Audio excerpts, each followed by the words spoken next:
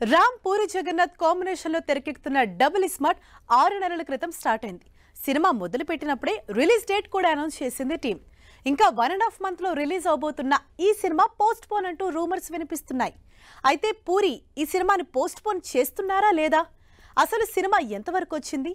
ఎన్ని date stock మిగిలింది? పాటల పరిస్థితి ఏంటి? ఈ ఎక్స్క్లూజివ్ డీటెయిల్స్ మీకోసం.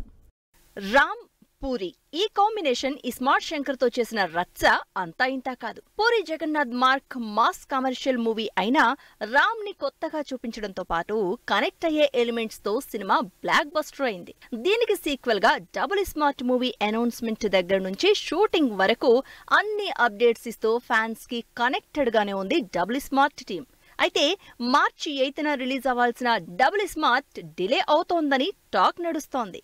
6 నెలల క్రితం షూటింగ్ స్టార్ట్ చేసిన డబుల్ స్మార్ట్ కంటిన్యూస్ గా షూటింగ్ చేస్తూనే ఉంది.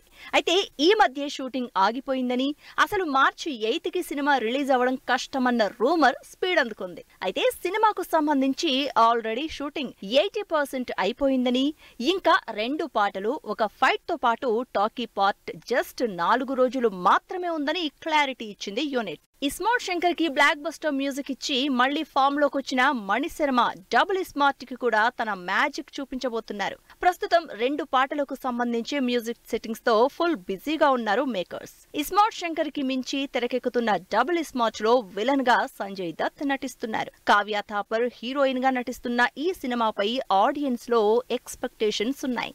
భారీ అంచనాలతో తెరకెక్కుతున్న డబుల్ స్మార్ట్ పోస్ట్ పోన్ అయ్యే ఛాన్సే లేదని, అనౌన్స్ చేసిన డేట్ ప్రకారం మార్చి 8నే సినిమా రిలీజ్ అయ్యే ఛాన్స్ ఉందని కన్ఫర్మ్ గా చెప్తున్నారు టీం.